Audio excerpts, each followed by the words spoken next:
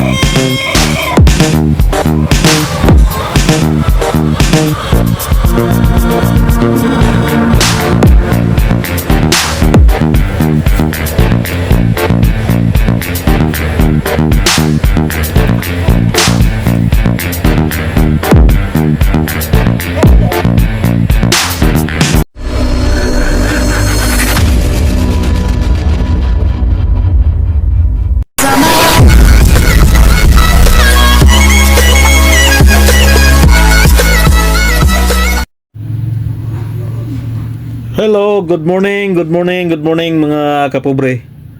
So, araw po ng Huwebes ngayon mga kapobre. Panibagong araw, panibagong biyaya, panibagong pag-asa, of course. Panibagong lakas at panibagong vlog na naman mga kapobre. So, kahapon po ay nagpurga tayo sa ating mga alagang manok. At sad to say po mga kapobre kasi di ko alam kung ano ang nangyari sa video yon kasi pag-upload ko is limited po. Naging limited yung kanyang monetization, pero okay lang yun. Walang problema yon, bahala na. So siguro sa sa kutsilyo siguro na nakita, baka na yon yun ang nakalimito, or sa manok siguro. Hindi ko alam mga kapobre kung anong nangyari doon sa video yon kasi nakalagay limited po, pero hayaan na natin yan. So for today's vlog mga kapobre is magpaligo sana tayo sa ating mga alagang manok kasi nga dapat pag nagpurga kayo mga kapobre ngayong araw, so kinabukasan ay dapat mapaliguan nyo sila ng may halong shampoo na pamuksa ng mga hanip, kuto at saka yung mga parasite na nandoon sa balahibo ng ating mga alagang manok para talagang healthy po sila kasi napurga mo na tapos paliguan mo. So ngayon sana ay magpapaligo tayo ng ating mga alagang manok. Ang problema is wala pong araw ngayon dito sa amin sa probinsya, makulimlim po ang panahon. So hindi po pwede sila paliguan kasi hindi matuyo, or matuyo man matagal. Dapat sana pag nagpaligo ng manok ay yung mainit ang panahon. Kaya dapat mainit para pagkatuyo ng mga balahibo ay wala na rin yung mga hanip or kuto mga kapobre. So hindi muna tayo magpaligo ngayon. At nabasa ko rin sa social media na mayroon palang bagyo.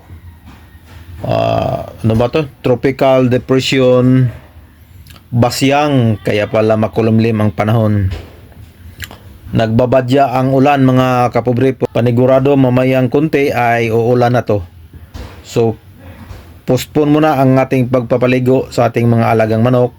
Siguro bukas or sa sunod na araw na pa natin paliguan sila pagka may mainit na panahon na. Okay lang naman yun kahit hindi kinamugahan. Basta pagkatapos ng pagpurga is mapaligo nyo sila, hindi man kinabukasan or sa sunod na araw. Basta importante pagpapaligo kayo ng mga manok ay mainit ang panahon para madaling matuyo. Hindi masyadong ginawin yung mga alaga nating manok mga kapobre.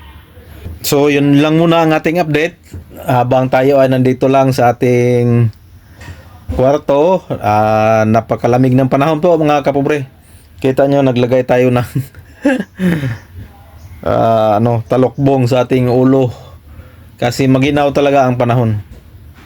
Medyo ang panahon, makulimlim talaga.